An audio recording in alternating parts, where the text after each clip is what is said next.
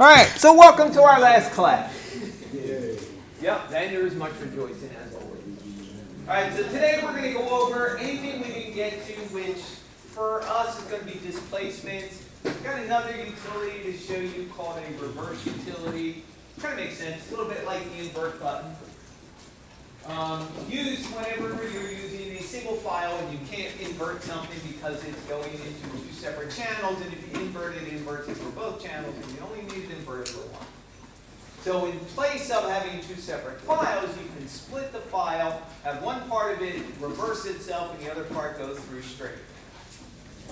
Demos as needed, last minute critiques for project 7, and then an attendance check if needed. It's always a good idea to know where you stand with attendance. So again, review of any material not clear. So let's start off with that. Anything not clear, anything you're unsure of while you're working, trying to finish it up? Yes? I was just wondering, are we going to have more classes like this, or like that? Are you in Game art. Game art? So until you get to game art, your portfolio classes you will be rendering. Okay. When you get to game art, you'll be doing mostly in real time, but you'll also be doing in-game engine rendering too. Now, depending on, right, your game engine, you know what game engine you use here, also? Unreal, yeah. So Unreal, there are people who make rendering packages like Pixar's RenderMan, V-Ray, a couple other companies. They also make in-game rendering engines too. Right now, I think you guys are using just the Unreal Engine to render from. But V-Ray is a really good renderer. They have a module for it, but the problem is you got to pay to use it. RenderMan is actually making a plugin for Unreal so that you can use the RenderMan renderer to get stuff out of this game. Whether that'll be ready by the time you go through or not is another question. But and ideally, rendering is going to change in the next 5 years for you guys, maybe even 3 years. I don't know if anybody's followed the technology, but NVIDIA released a new game card. Anybody know what it is? It's called the RTX 6000. It allows you to do real-time ray tracing, glass, reflections, shadows, which is a huge deal. Trouble is, it starts at $6,000, and it runs on a $15,000 machine. Now, that's out of range for, I would say, most of us, but it means that it's been done, it is being used commercially, and the price eventually will go down. Now, whether or not, well, they are building laptops that are designed to run this. However, they are not like the little Macs you guys have. They are pretty big, beefy mobile workstations. They will be able to run this stuff in the future. Don't get too excited. Your Mac will probably burn out long before then. And you'll probably wind up having to get another computer because it's planned obsolescence, right? Everything is designed to have a life. And, you know, in the world of business, it makes sense to do that because you can't design a particular architecture or piece of hardware to be compatible with the future because you don't know what the design is going to be in the future. So you constantly, unfortunately, have to keep chasing the dragon. You have to constantly try to get the latest and the greatest. But if you're patient and wait, usually the latest and greatest comes down and becomes affordable in a couple of years. So, and to get back to your question, I will land the plane, I promise. Yes, you will get other classes sort of like this. Game Art's got its own kind of shading and lighting classes, materials, You guys will be working in Substance a lot more. Substance Painter, Substance Designer, designing and stuff. Or their introduction to. Yeah, we are the introductory class for pretty much everything that you guys get. Now you guys had a little bit of Substance last month. You're going to get some, you got some this month. You're going to keep getting a little bit more until you get to the point where you should be able to work in it comfortably. Sort of like Photoshop. We don't have any dedicated classes to it, but you pick up a little bit in every class. And while you may not have had a formal Photoshop class, you still have enough information to be able to use it, be able to work on your own, find some tutorials. Same thing with Substance. Find tutorials, keep working on it if you're interested in it, and you'll get a lot better at it. Good question. Any others? So anybody in CA, you guys will get a second shading and lighting class called Visual Development. And that's where you'll primarily pick up where we left off in that class. You're going to be doing a lot more Substance, and you're going to be doing a lot more technical things and being pushed artistically as far as look development, if you will. Look development being matching the look of what you see and trying to develop a palette, trying to develop a look for a shot, for a project. It's all about the reference.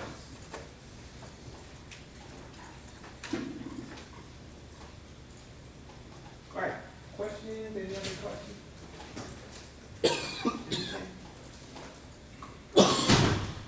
All right, so what I'll do is I'm going to go over and show you how to use a displacement node.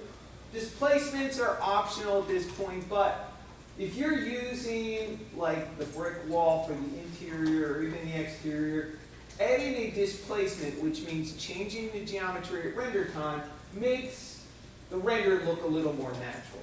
It creates a little more shadow, a little more realism than just adding a bump map. Remember, a bump map is all illusion. It's all about the angle of the normal to the angle of the camera. And remember, normals on the face of a surface are always perpendicular to the face.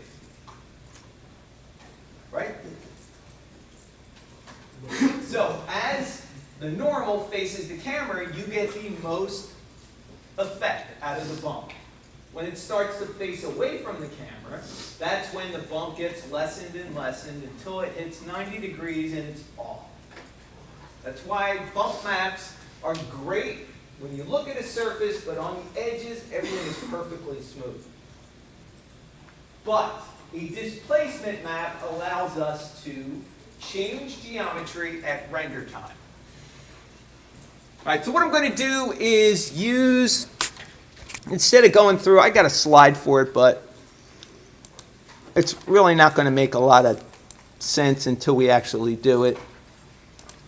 So what I'm going to do is use that scene where we had the helix and the sphere.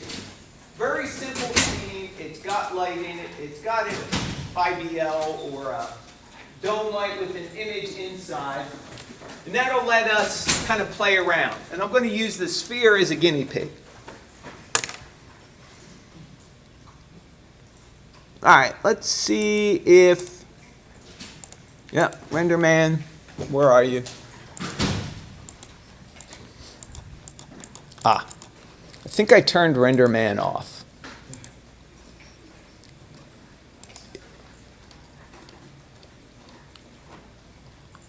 Yes, I did.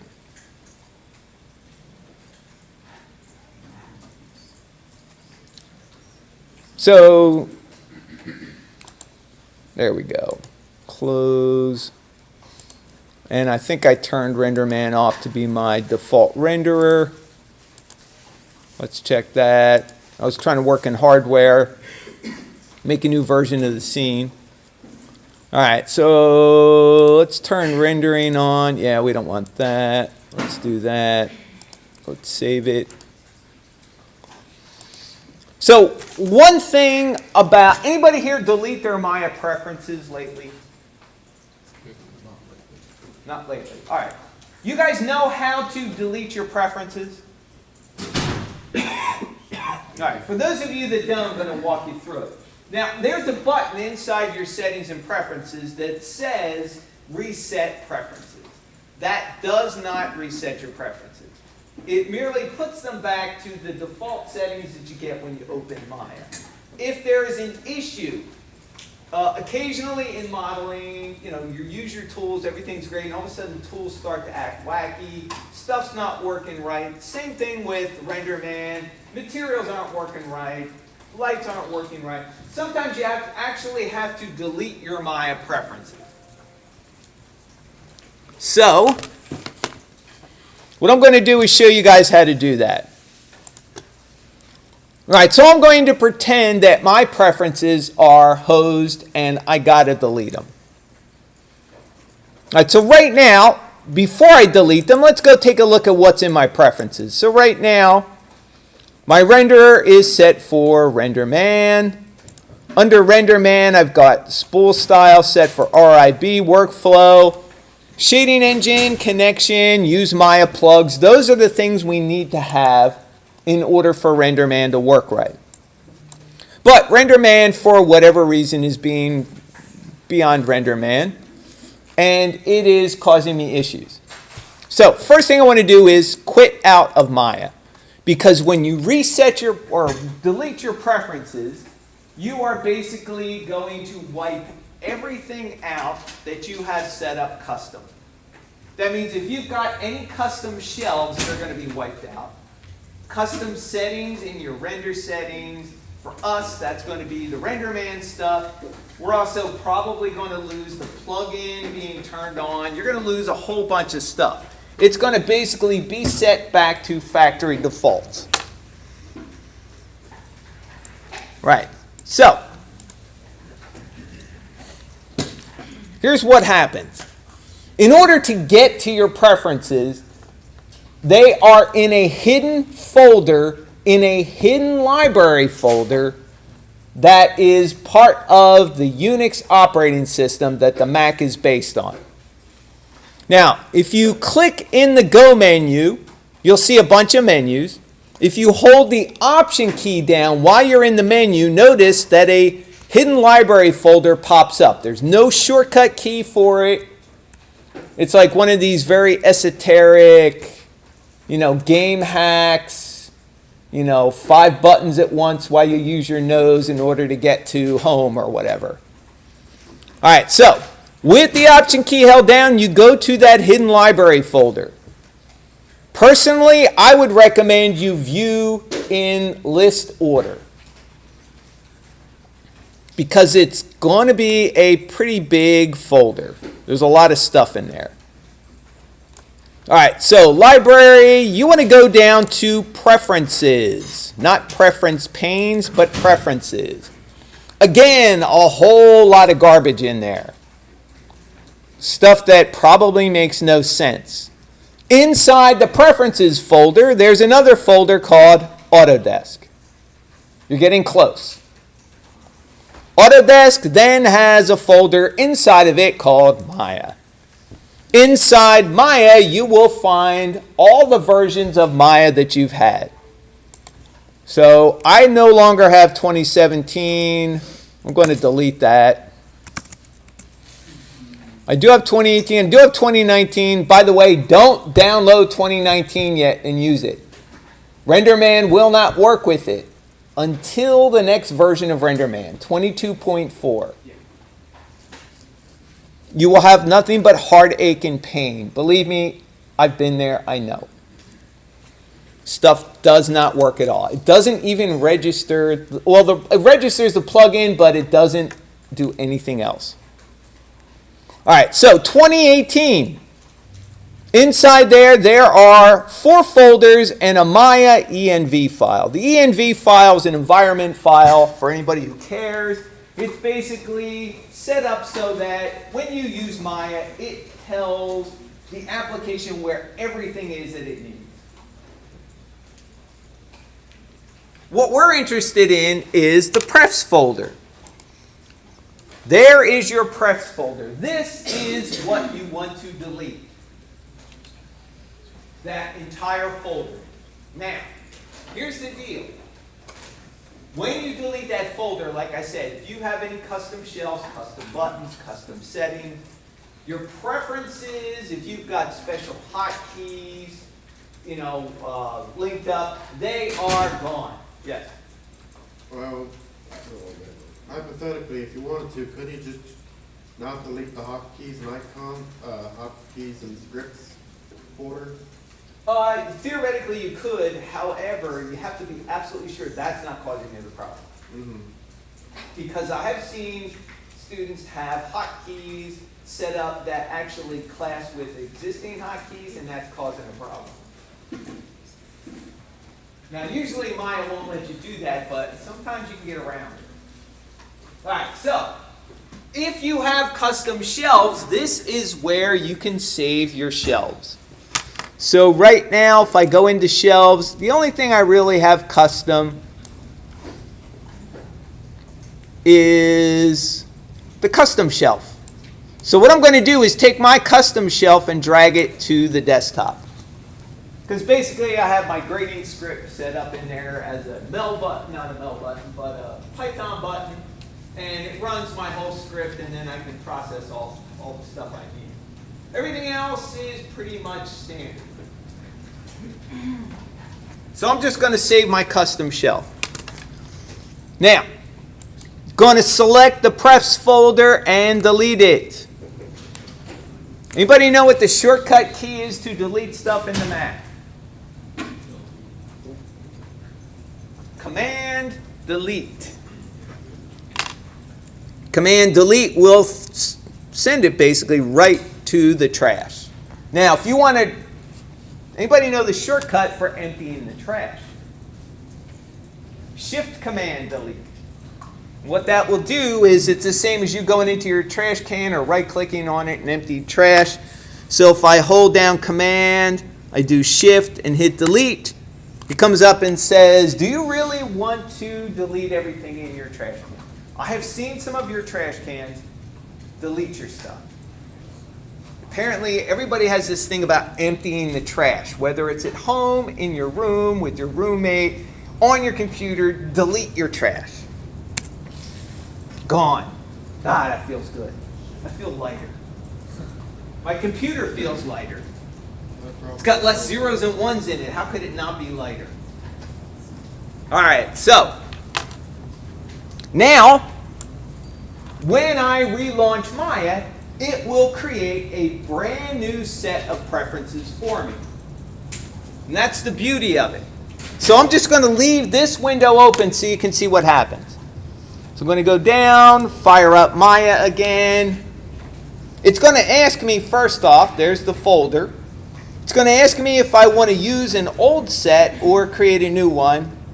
Or, no, it's not.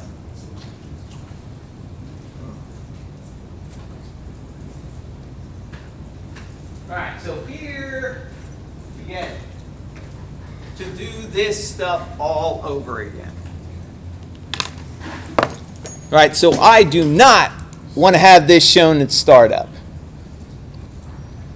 Next thing I want to do is I'm going to go in and turn on RenderMan, Settings and Preferences, Plugin Manager, because like I said, everything got reset.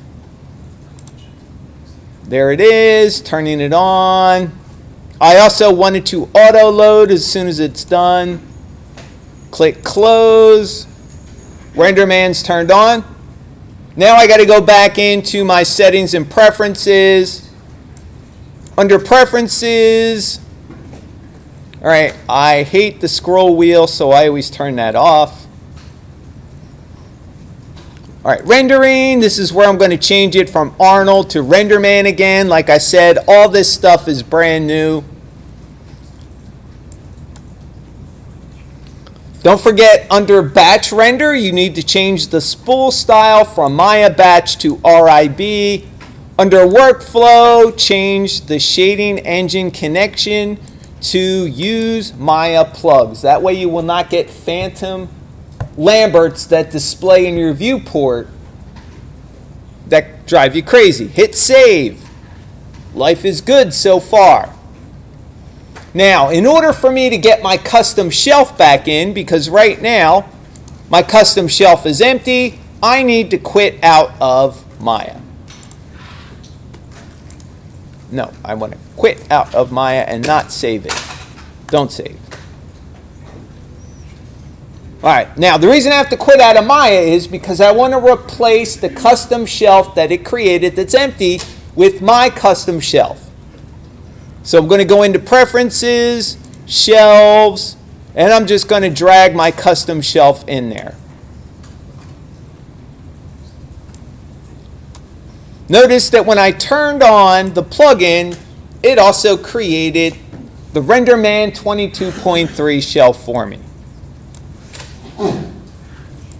Bless you. So now I'm going to fire up Maya again. Now I've got a nice clean set of preferences. And of course, I don't believe Maya, so I'm going to check everything again just because it's Maya. And there's my custom shelf with my button. And in theory, my button should work. So I'll let it finish starting up. Custom, there's my outliner, that works.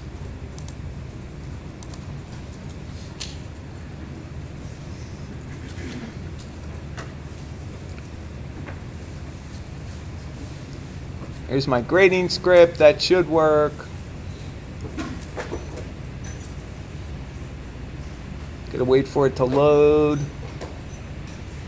There we go. Alright. So, like I said, it's always a good idea to double check just to make sure everything's saved. Don't take anything for granted. Don't trust RenderMan. Don't trust Maya. Okay, RenderMan.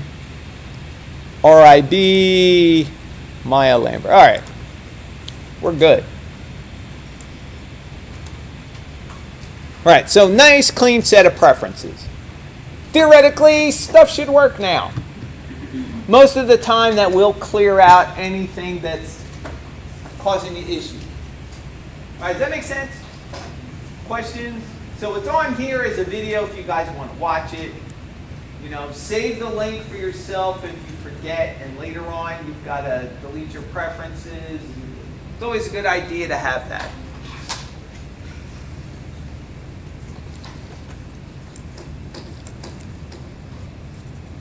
All right, so what I'm going to do now is demo displacements. So first thing I want to do is, since I am starting with fresh preferences, Maya is trying to send me back to the default projects folder that it creates automatically. Don't necessarily want that.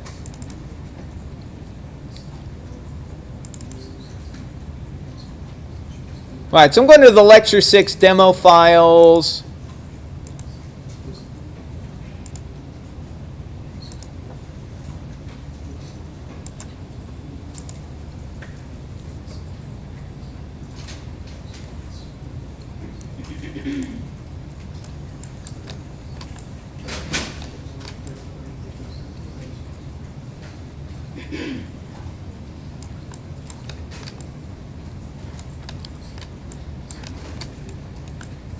All right, so this is the old version that I had last time.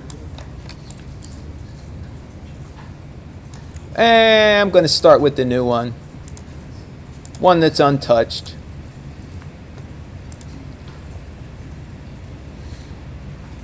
There we go. Okay. So this is my default scene. It has no Pixar surface on it. So I'm just going to assign a couple of Pixar surfaces, one to the ground.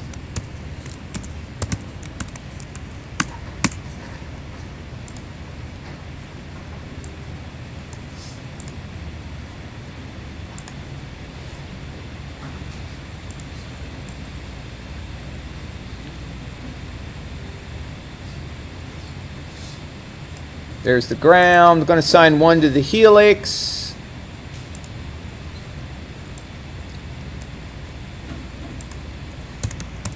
just so everybody has their own Pixar surface, and then one to the sphere.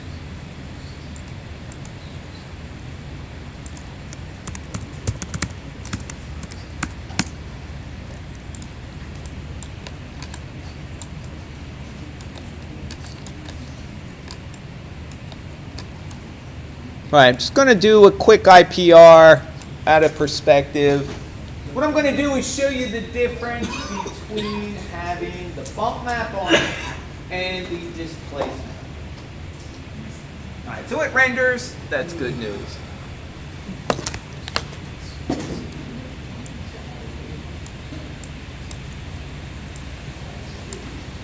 All right, close enough.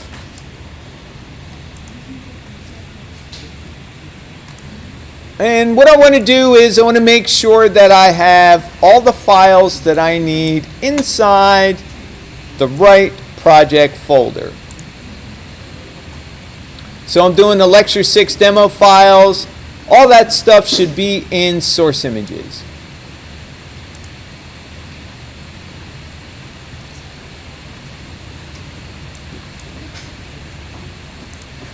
All right, I'm going to delete all the stuff that's in here because I don't need that.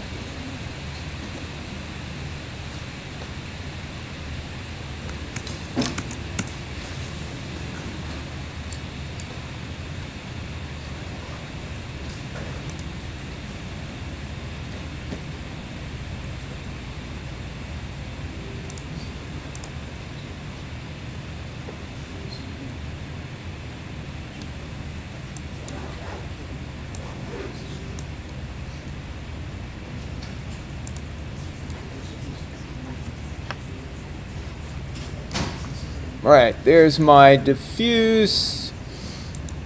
There's my bump. I'm going to select those, copy them, and put them into my project 6. Source images. There we go. All right, so where do bump maps get plugged into?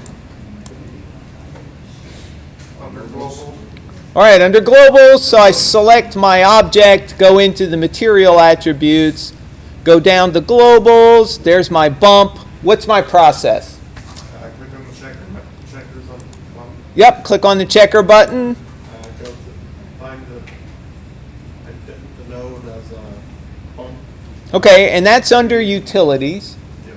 So I select utilities, that narrows my selection down. Now I can go in the list. It's in alphabetical, there's bump 2D, that's what I want.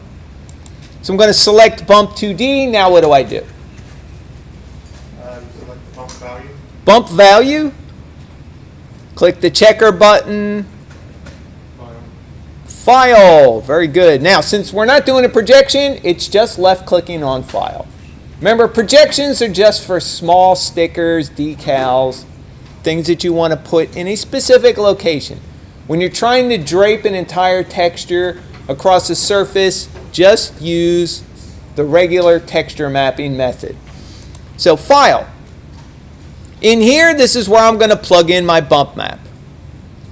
There's my bump. And what I'm going to do at this point is render it out. Now, it may not render immediately because it's got to convert my file into a Pixar TEX file. There we go. So I got the happy render man on there. So I'm just going to let it go for a second, see if it catches up.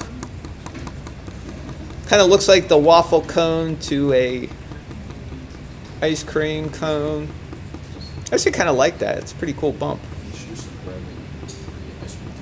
Yeah. Yeah, that would be awesome. Get sued by Pixar. Icy Pops with Render Man on the side.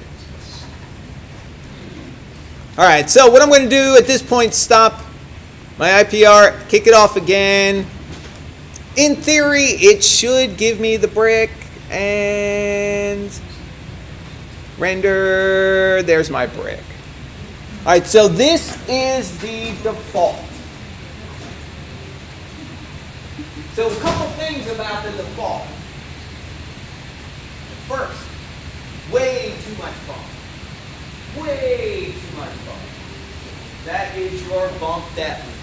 The bump depth of 1.0 is, if this were real geometry, it'd poke your eye out, but it's not. It's fake. So way too much. Second, probably want to adjust the scale because they look like gigantic bricks. More along the lines of cinder blocks than brick. So if I want to change the scale of my bricks, what do I do? You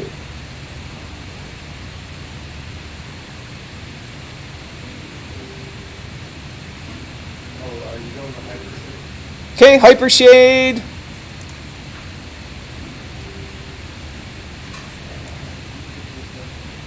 What do I do in hypershade? All right, so that's my sphere. Going to right click, graph my network. Very first one on the left, that is the place 2D.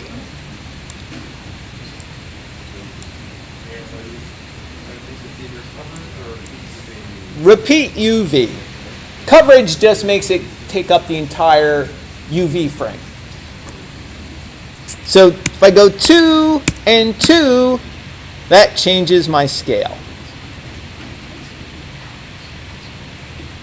Now my UVs are probably not laid out to be the greatest. They're laid out to be a default sphere.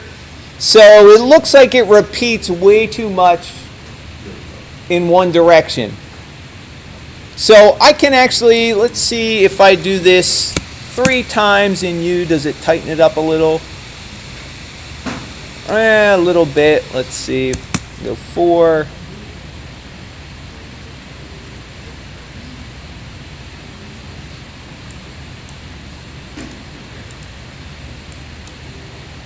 Alright, so here is the default of 1. Let me render that real quick. Keep it. If I do 2,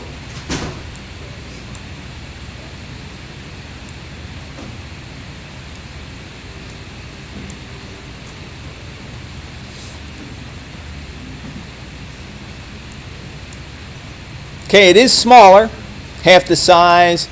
Looks like it repeats too much in U, or not enough in U. So I did 3. Looks a little better. Looks like it's a 2-to-1 ratio, almost.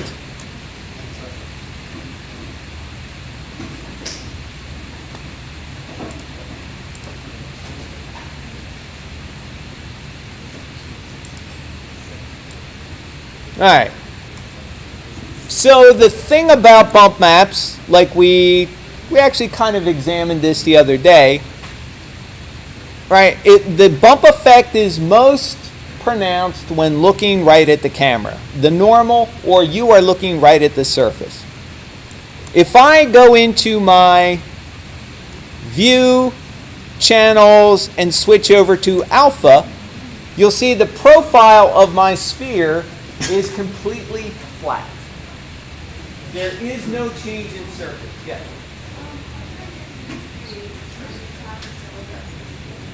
If you have deleted it, it is up in there's the window menu and hypershade and all the stuff.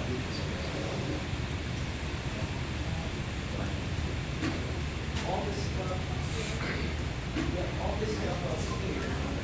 And then what you can do is find the document.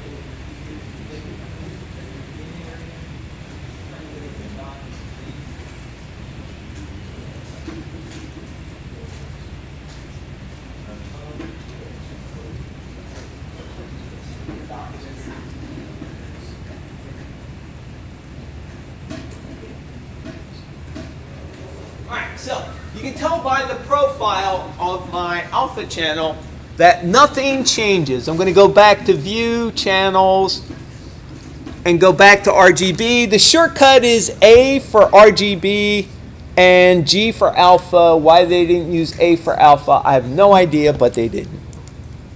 It's Pixar. So A, G, go back and forth. All right, same thing here.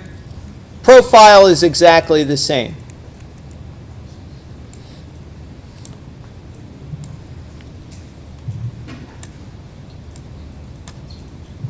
Now, I have a bump map on here.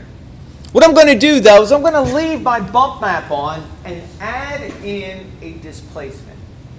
Because the bump map is going to add nice little detail for all the little kind of bumps that's in the grout. You know, the little bits of sand, the face of the brick is going to be a little coarse, but the displacement is going to give me the big stuff.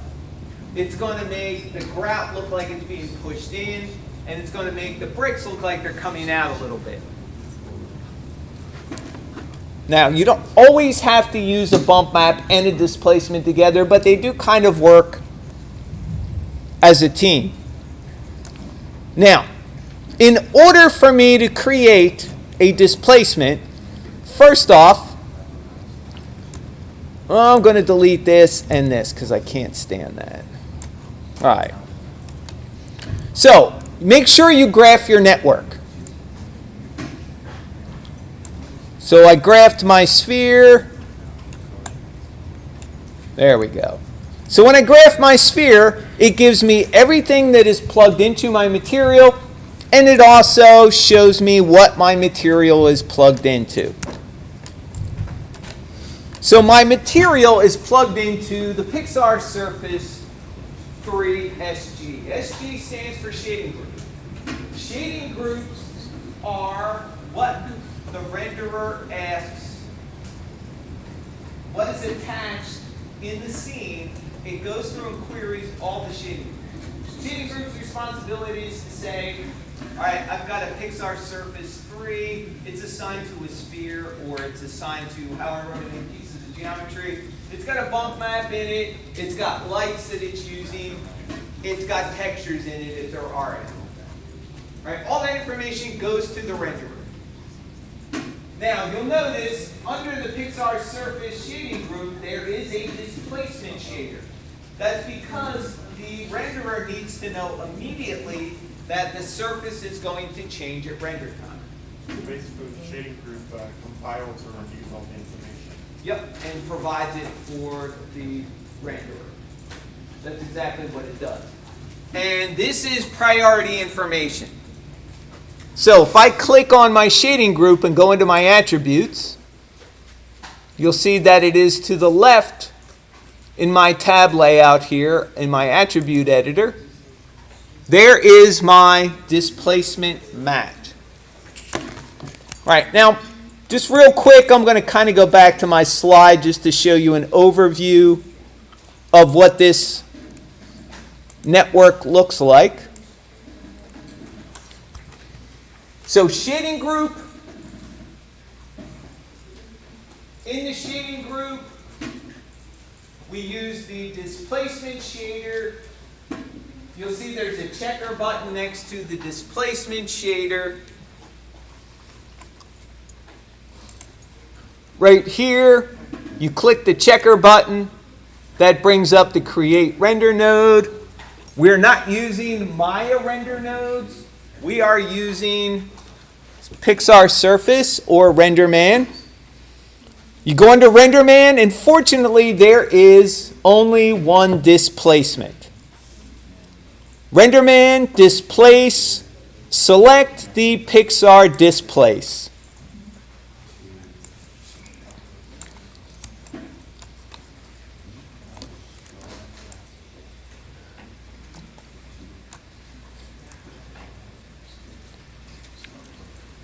All right, so Pixar displace, you've got a bunch of controls. Gain is equivalent to bump depth or the intensity, how much displacement is going on. You'll notice you've got vector displacement, model displacement. If you are importing displacement maps from something like ZBrush or Mudbox, that's where they would go. We are using black and white information, so we're going to be using the scale 0 to 1, black and white, simple pipe map. So we're going to click the checker button next to the scalar displacement.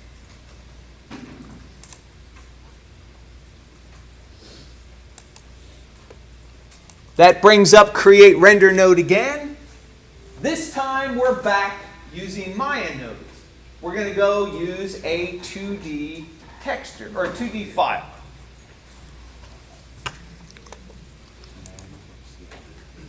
File.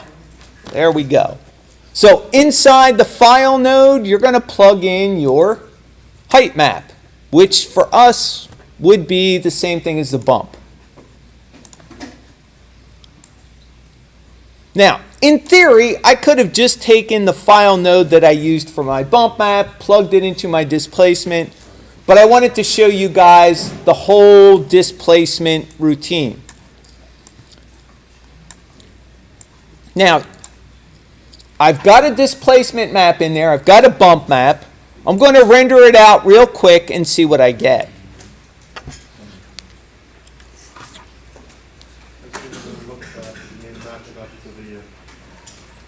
Exactly. Notice it's taking longer to render. Or Maya could. It's entirely possible. Maya doesn't like me either. Ah, yeah, Maya. There we go. Maya shut down. All right, so anytime Maya quits on you, send a report, fill up Apple and Autodesk's inbox. Oh yeah, also send it to Apple.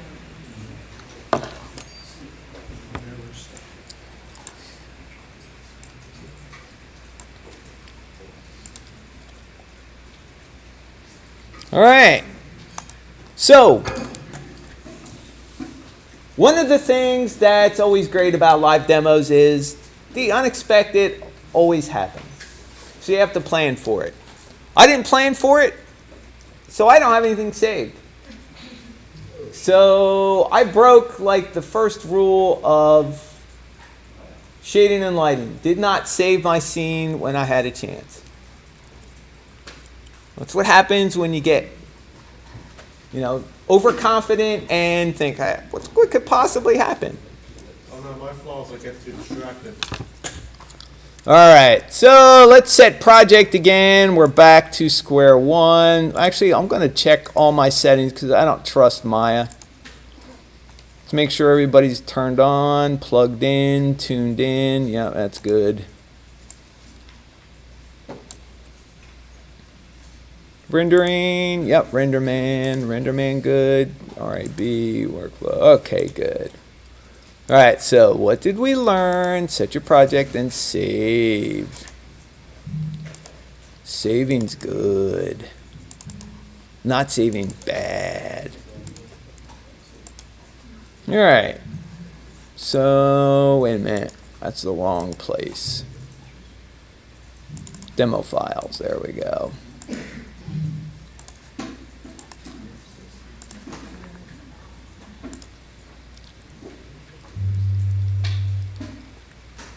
All right, so first thing I want to do, save. ASCII, let's give this number 3. And let's do the abbreviated version. So separate Pixar surface for everybody. They're free, we'll make more. Don't worry about it. We have an unlimited expense account here. All right, sphere.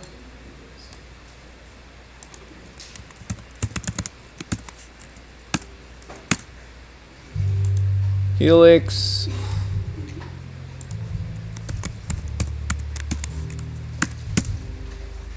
Save. All right, so when we last left our hero, they were creating a bump, which we did.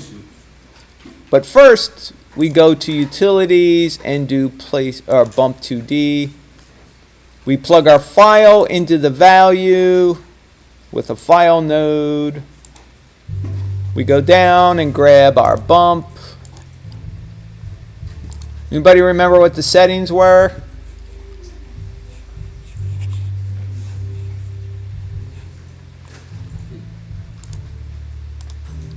No, I'm not going to worry about it. Let's just look and see what we get by default.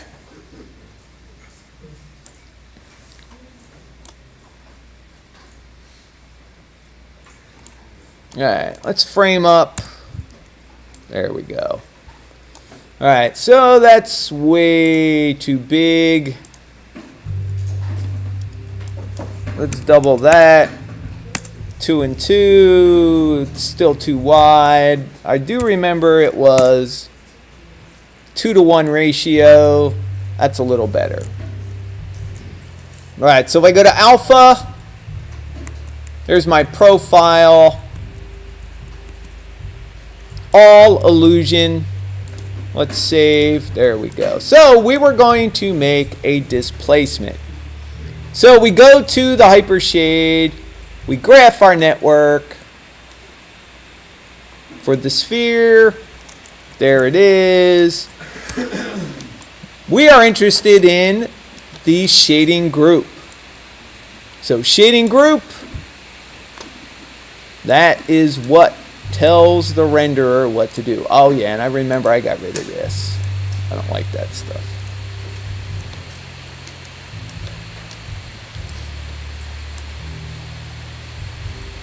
Stop doing that. I can replace you with Blender, you know. Okay. So, shading group. Selected. In my attribute editor, going to flip over to the tab that says Pixar Surface 2 SG. So, we start off by going into the shading group, going to the displacement mat, which stands for displacement material, and we click the checker button. In the create render node, we want to bypass all the Maya stuff, go down under render man, down here, and we want to go to displace.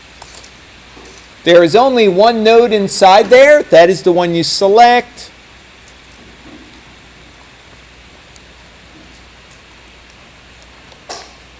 So now, into the displacement shader, I have the Pixar Displace.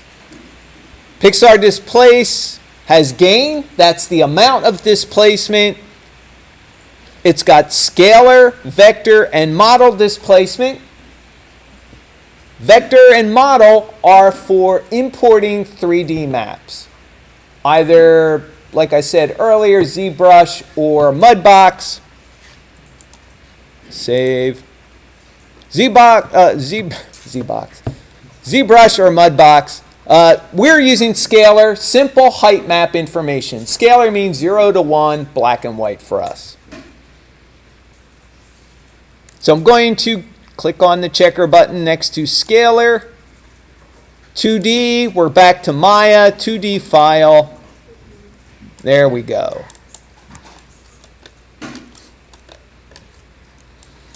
So right now, I'm going to make sure I stop IPR just in case it was running.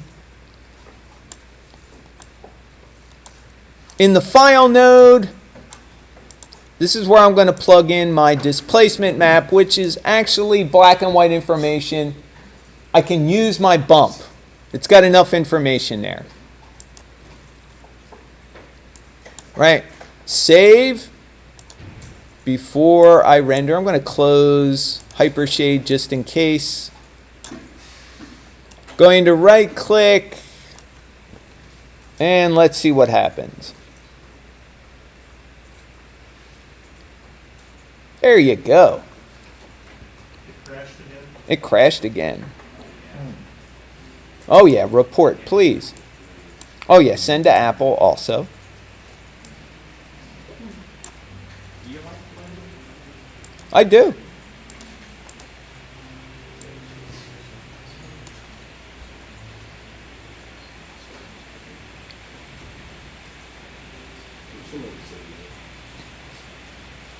Now, it also might have to do with the fact that I am busy streaming to go to training. I'm also recording this using ScreenFlow, so my resources are kind of used up, but let's just see if anything I did saved. So I'm going to go back, set project. No, that part didn't save.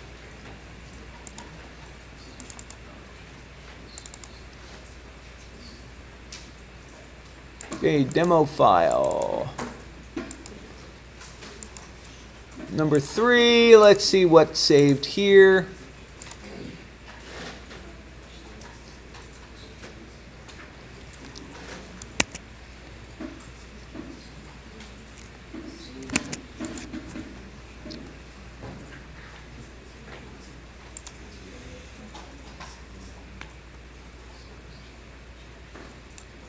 All right, there's my sphere. Now notice when I regraphed my material here, it only gave me the input and output of my shading group here. Or not shading group, but my material. If I want to see what's plugged into everything, I need to select my shading group. And I want to click on the input and output connection button. There are 3 buttons across the top of the node editor.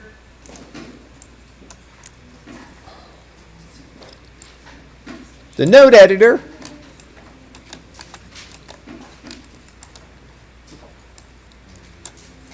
one is inputs and outputs, and one is just outputs.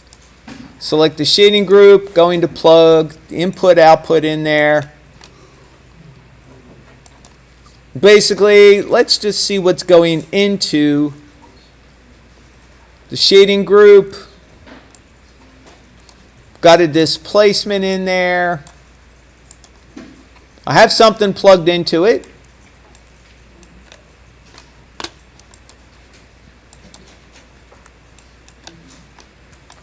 All right, I'm going to select my, anytime you're not getting a full network here, simply select your displacement. Actually, I'm going to select them all. Click input and output. There we go. I'm tired of playing with just one node. I want to see everything. So all I did was marquee select. Let me go back. All I did was marquee select everybody here and just go, show me everything. Right, so scalar, there we go.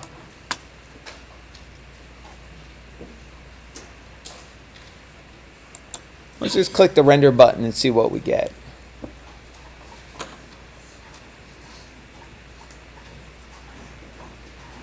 Okay.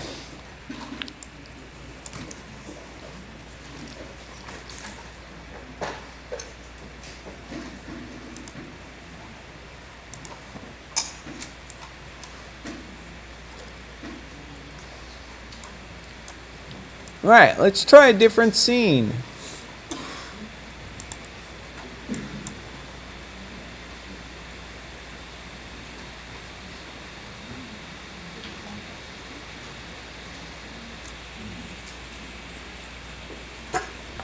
All right, what I think I'm going to do is, let me stop the video here. Okay, so let's see how this works out.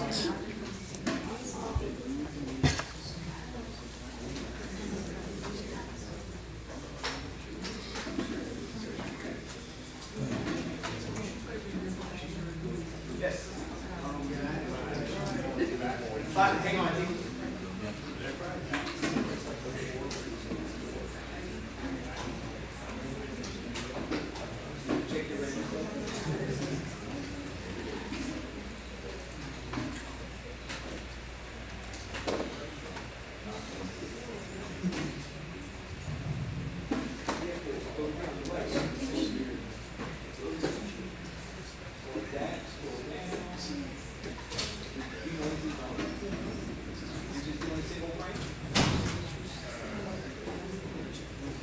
So if you're getting 4 files in there, you have the wrong shading connection. If you go up to your render set or settings and preferences. You also have to quit out of the local view. You have to stop your voice actor. That's at least not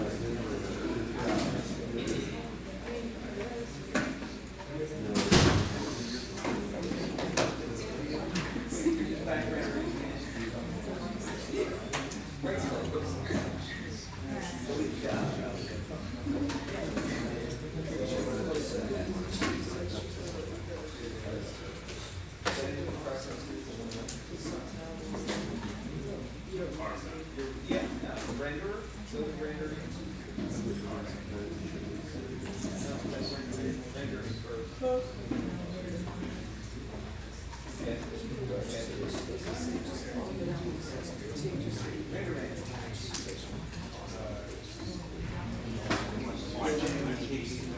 Yeah, but you never say. Go to what? Change background. Render man. So full style should be RIP. Background.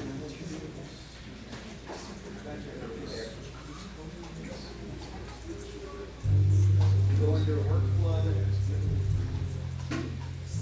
Yep, that's right. So then click save. Now, go back. Should only give you 2 things. Yes? The displacement node, you need to, command drag the question section to the. Whichever one you have set up to be the original, like my bump and my displacer are both separate. So if you adjusted the bump first, you want to have a place to drive the displacement file. Okay, so I need to plug the displacement. Yeah, you could do it manually where you have them both, just have separate, place to be and fix it. But if you want to make changes, you may as well make it just one thing and have it take care of both towns. So the only time you would do that difference is if you have 2 separate, like you have a separate bump and a separate displacement. Like maybe you just have a noise bump just to give it, a wrinkled, sandy look. And then you have your displacement for the shape. But for us, we're using the same file, so they both have an issue. Make sense?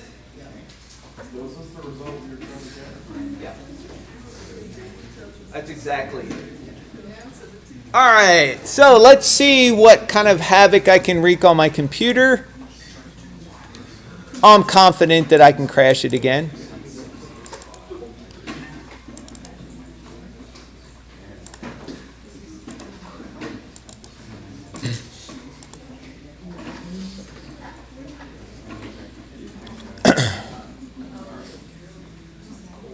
All right, so let's see what happens.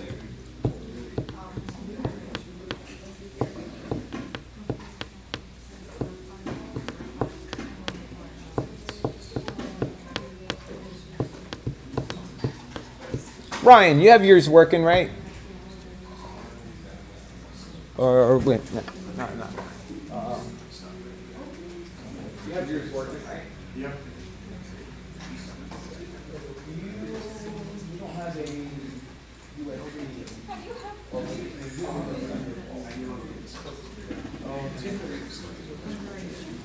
I had one, but I misplaced it about a while ago. Right. I don't have it. Well, I was going to take yours up and get your display. Mine's working. What's that? Is it working? Do you have a Thunderbolt connector? Not that Well, one. that's USB. The other one. See, I have an older Mac and I don't have the mini ports you do. I have a bigger one, and I have a VGA adapter for the board and for everything. So, yeah, thanks. All right. So, all I can say is displacements do work. Why I can't get it, I don't know. Let me try a completely separate file. Worst comes to worst, it'll crash again, and I'll be right back where I was. Back here in the fun palace. Uncle Knuckles Chuckle Bunker.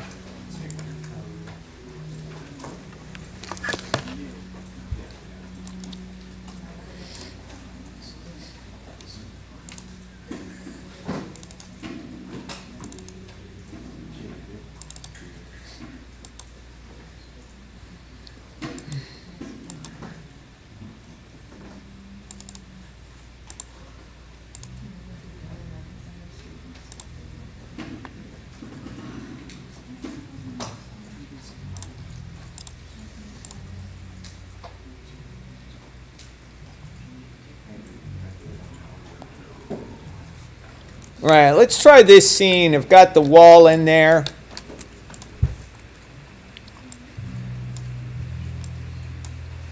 So what I'm going to do is see if I can render out of here. Brick wall. All right, so I have a diffuse map and a bump map.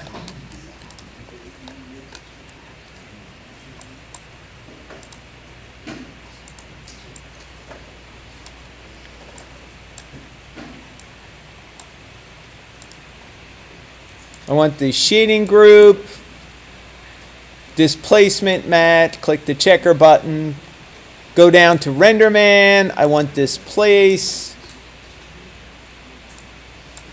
Here's my displacement node. I want to go to scalar because it's black and white. 2D texture, file. Going to bring in my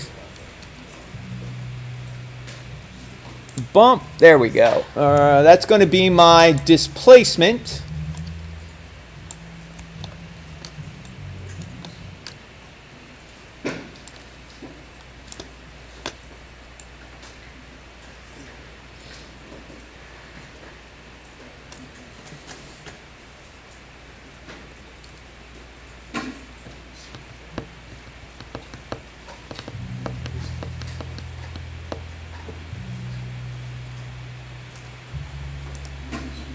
Hey, it worked. Apparently your computer can't handle the power of the sphere, correct? I know, the sphere is just like way too much for it to handle.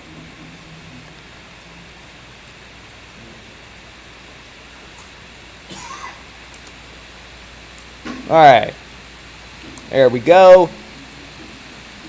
So you'll notice that my bricks definitely go inward, or the grout goes inward, the bricks come out. They're not the same scale. Hilariously not the same scale. So what I want to do is get them to match.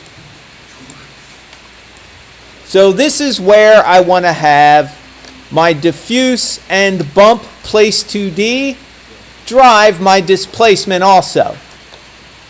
So in order for me to do that, what do I need to do? Right, and I have to hold down what? Middle click command. So hold command, middle click, drag, drop, delete the old node, the old place 2D, and let's see what we get.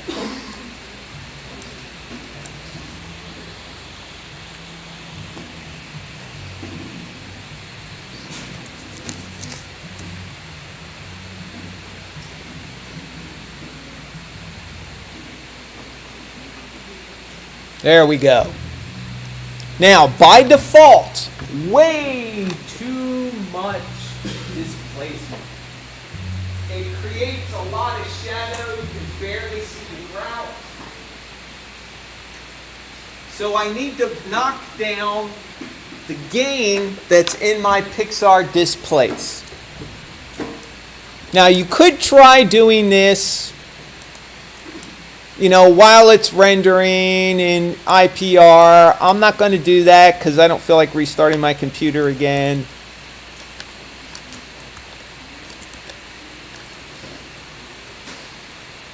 So, Pixar displace, gain.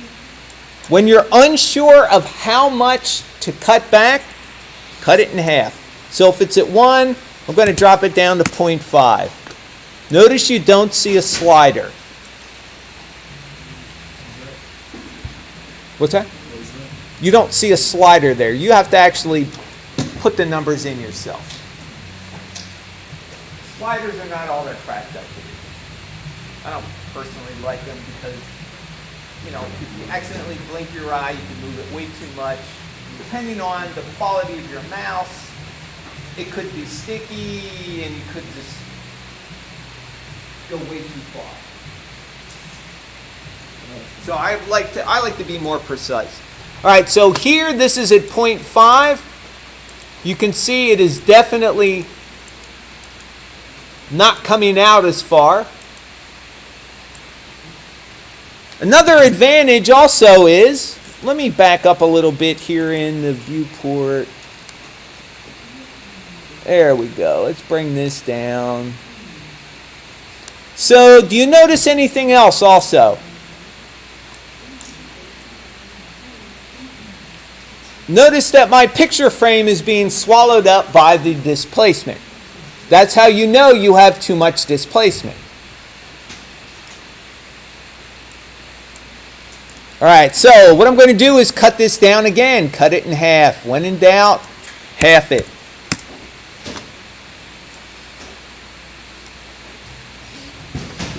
The idea is I want displacement, but I don't want it to cover up my picture frame. It's like bump map. You want to make sure that it's there, it's seeable, but not hitting people over the head with. So it looks like we still have a little too much displacement.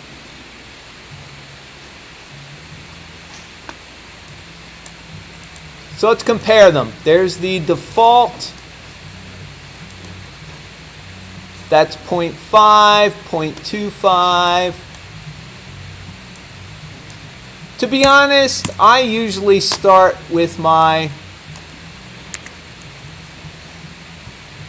displacement or my gain at 0.1, and I'll work my way up or down from there.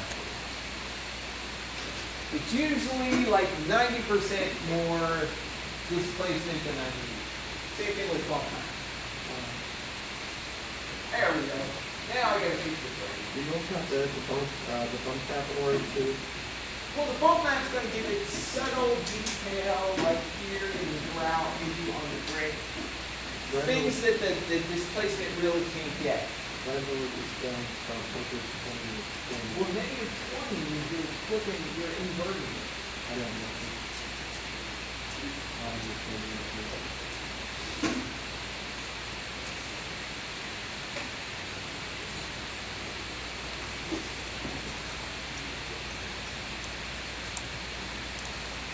All right, so here's 0.5, 0.25, 0.1.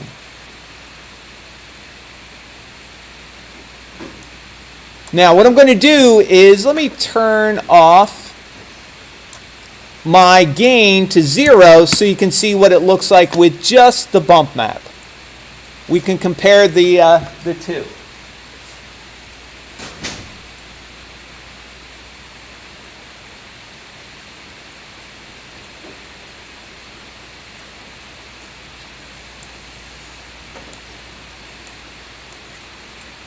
All right, so this is just bump. I turned my displacement gain to 0. The whole idea is to compare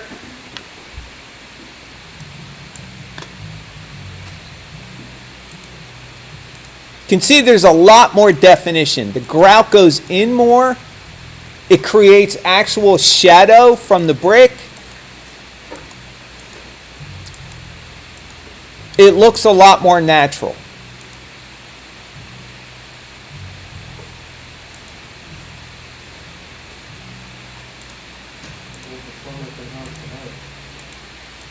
What's that? All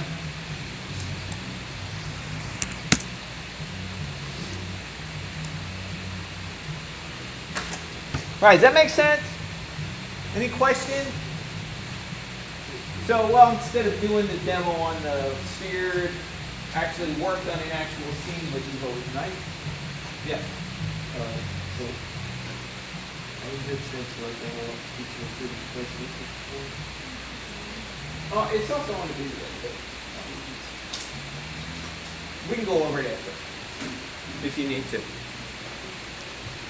All right, so let me save this just in case.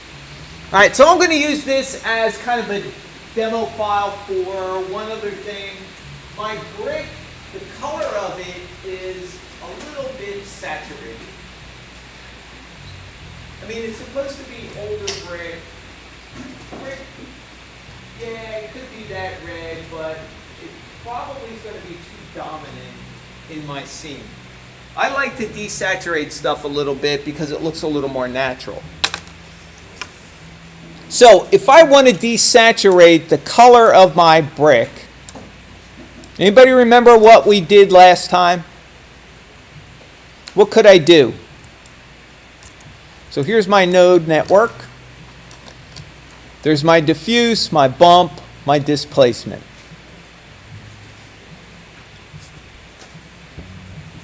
Okay, we talked about it last time.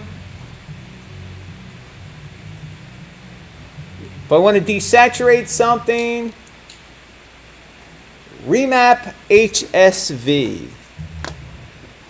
That is a Maya utility. So I'm going to go under Maya, utilities. It is, well, it should be alphabetical. So remap is under R. There's a whole bunch of remap stuff. Here is my remap HSV. I click on that button. That drops a disconnected remap node into my node editor. And what I want to do is put this in between my diffuse file and my material. How would I do that?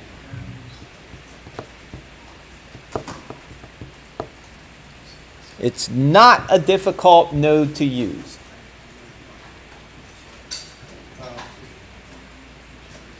You can either break the connection and drag it into the out color into the color, or send the out color into the diffuse color, or I actually don't have to break the connection. I can just take the out color from my file, plug it into the input, which is on the left side of my remap, take my out color of the remap and just drag it up and plug it into diffuse, and that will basically reroute the connection for me. So now I have a node in between my diffuse file and my material that should allow me to kind of knock down the saturation or dominance of the red in the brick. Now, in order for this to work, you have to make sure, ideally, you want to get to the actual node itself. So you have to select it in the hypershade, go into your attributes. There's my saturation. I want to grab the upper right point on my graph, and it's a linear line right now. And notice as I drag it down, it should desaturate. Now, there we go. Took a second for it to catch up. That's a little too much.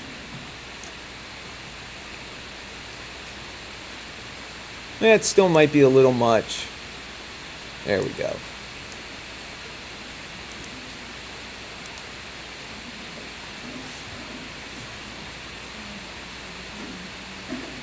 So there is my original red from the bricks that's in my file, and this is just desaturated a little bit. Too much desaturation, I could knock it up a little.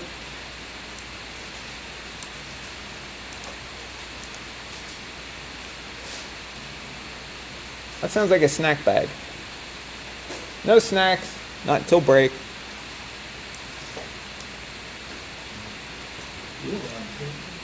What's that? Yep. We have a full day.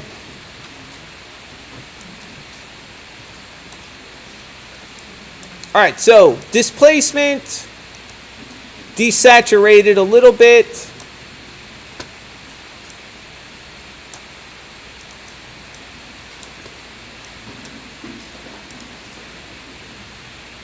All right, any questions? So like I said, this is optional since we're actually showing it to you kind of late in the game, but it is a possibility. It's not really that difficult to use. All right, so if there are no questions, we're going to take a break.